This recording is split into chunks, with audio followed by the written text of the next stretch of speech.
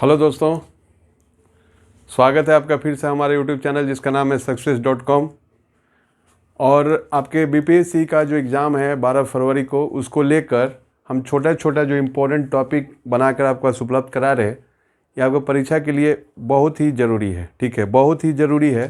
तो इस चीज़ को आप दिमाग में रखिएगा कि क्विक रिवीजन के तौर पर आपको हम इसको डाल रहे हैं। यानी कि मेरा मोटो ये है कि आपको कम समय में ज़्यादा से ज़्यादा चीज़ें आपको हम उपलब्ध कराएं। और बहुत जल्दी हम ये प्रयास करेंगे कि बीपीएससी के पॉइंट ऑफ व्यू से कुछ साइंस का जो इम्पोर्टेंट टॉपिक्स है और करंट अफेयर्स का भी इम्पोर्टेंट टॉपिक्स को हम लाने का प्रयास करेंगे। चलिए, तो हम आज शुरू करेंगे बिहार की जनजाति, ठीक है। तो आपको याद रख लेना होगा कि 2011 की जनगणना के अनुसार सर्वाधिक अनुसूचित जनजाति वाला जिला कौन है।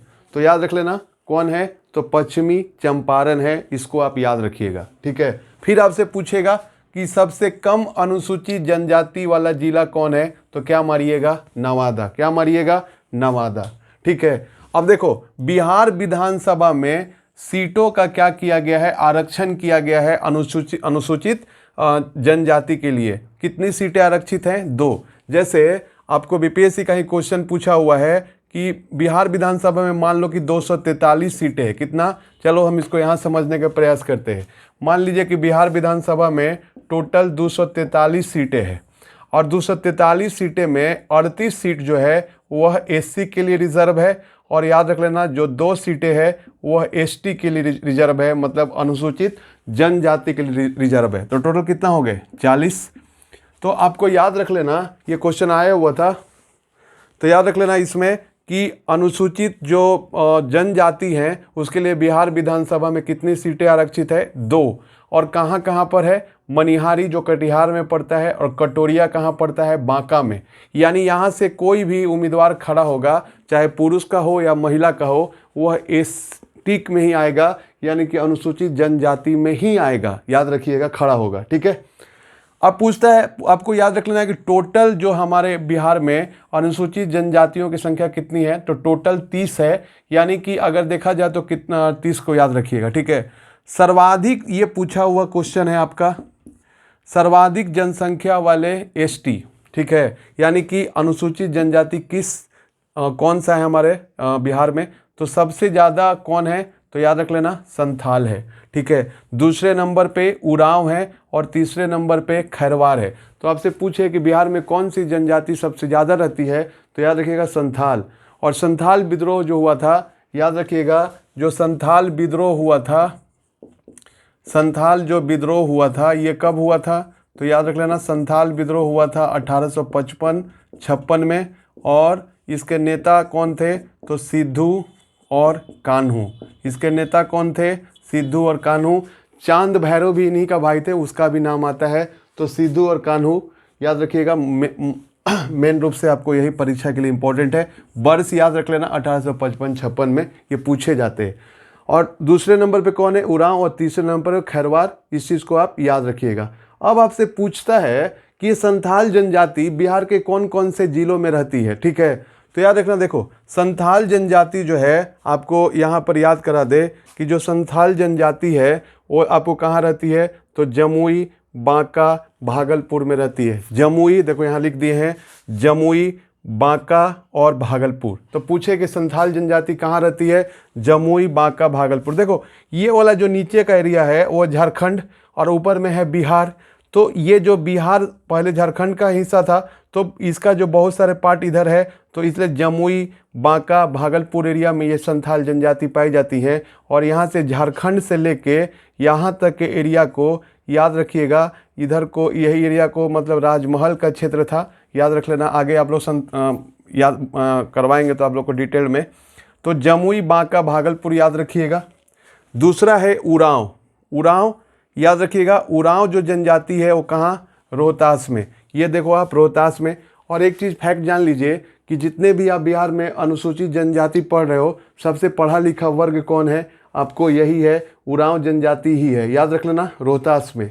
और मुंडा कहाँ, मुंडा, रोहतास और बक्सर। मुंडा जो है इस एरिया में, रोहतास बक्सर एरिया में मुंडा जनजाति पाई जाती है। और मुंडा विद्रोह कब हुआ था? 1899 में। और मुंडा विद्रोह को नेता कौन थे? तो बिरसा मुंडा। ये सभी इंपॉर्टेंट एरिया है। वैसे भी जब आप पीटी का एग्जाम देने जाओगे तो जनजाति एरिया को कर लीजिएगा, खासकर जो है संथाल हो गया, मुंडा हो गया, ये सब जनजाति आपके लिए काफ़ी इंपॉर्टेंट है। ठीक है, तो उरांव जनजाति याद रख लेना, रोहतास, मुंडा रोहतास और बक्सर। और जो मुंडा विद्रोह था ना भाई साहब, उसको उलगुलान विद्रोह भी कहा जाता है, यानी कि महाविद्रोह। इसको यूपीएससी के एग्जाम में एक छोटा सा क्वेश्चन है, इसको पूछ दिया था। तो मुंडा विद्रोह को उलगुलान विद्रोह भी कहा जाता है, और उलगुलान का मतलब होता है बड़ा विद्रोह, महाविद्रोह। तो इसको याद रखिएगा। आगे जो है यहाँ पर देखो, एक बेड़िया जनजाति है, और बेड़िया जनजाति आपको मुंगेर में पाई जाती है। बेड़िया जनजाति मुंगेर में पाई जाती है। और देखो, और ये खोंड है, गोंड है और खैरवार है, ये सभी रोहतास में पाई जाती है। गोंड, खोंड और खैरवार, ये सभी जनजाति कहाँ पाई जाती है? रोहतास। तो आपको याद रखिएगा। और दूसरा एक बात आपको क्या याद रखना है भाई साहब, कि जनजातियों के लिए गिरिजन शब्द, जनजातियों के लिए गिरिजन शब्द किसने इस्तेमाल किया था, यानी जनजातियों को गिरिजन किसने बोला था? तो याद रखिएगा, महात्मा गांधी बोले थे। कौन बोले थे? महात्मा गांधी। अगर आपसे पूछ दे कि आदिवासियों को, मतलब अनुसूचित जनजाति को आदिवासी किसने बोला था, तो आदिवासी शब्द कहकर संबोधित किए थे ठक्कर बापा। ठक्कर बापा, यानी कि इन्होंने जनजातियों के कल्याण के लिए बहुत काम में भी किए रहे, ये काफ़ी बेहतर इंसान रहे। तो याद रखिएगा, आदिवासी का शब्द कहे थे जनजातियों के लिए ठक्कर बापा। तो इससे जो फैक्ट है आपके परीक्षाओं में देखो, बेसिक जो आपको बताए हैं, इन सभी चीज़ों पर ध्यान दीजिएगा कि 2011 की जनगणना के अनुसार सर्वाधिक अनुसूचित जनजाति वाला जिला पश्चिमी चंपारण, सबसे कम अनुसूचित जनजाति वाला जिला नवादा। बिहार विधानसभा में सीटें कितनी आरक्षित हैं? तो याद रख लेना, कितनी? 2 हैं। कहाँ कहाँ से एसटी के लिए? मनिहारी और कटोरिया से। टोटल कितना संख्या है? 30। सर्वाधिक संख्या वाले एसटी कौन है बिहार में? संथाल, उसके बाद उरांव, खैरवार। और ये एरिया को आप पढ़ लीजिएगा, इम्पॉर्टेंट होते हैं। और एक बात याद कर देते हैं आपको, एक क्वेश्चन बताइए हमको कि जो लोकसभा में, चूंकि राज्यसभा में तो आरक्षण होता नहीं है, लोकसभा में और विधानसभा में अनुसूचित जाति और जनजातियों का जो आरक्षण का बात है, वो कौन से 2 अनुच्छेद में है? यानी लोकसभा में जो अनुसूचित जाति जनजाति को आरक्षण दिया गया है, और विधानसभा में जो अनुसूचित जाति और जनजाति को आरक्षण दिया गया है, कौन से 2 आर्टिकल में दिया गया? देखो, लोकसभा में अनुसूचित जनजातियों का जो वर्णन है आरक्षण का, जाति और अनुसूचित जनजाति का 330 में, और विधानसभा में अनुसूचित जनजाति और जाति का आरक्षण का बात किस में है? 332 में। तो ये भी आप फैक्ट को याद रखिएगा, ठीक है। और एक फैक्ट आपको बता रहे कि जो है ये संथाल जो है, संथाली क्षेत्र जो है, संथाली भाषा भारतीय संविधान के 8वीं अनुसूची में नहीं थी। संविधान के 8वीं अनुसूची का संबंध किससे है? भाषा से। तो संथाली जो भाषा जोड़ा गया, याद रख लेना,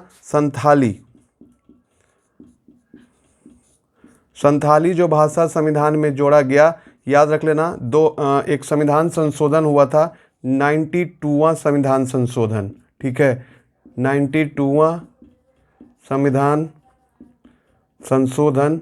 और ये संविधान संशोधन कब हुआ था? ये संविधान संशोधन हुआ था आपको 2003 में, याद रखिएगा।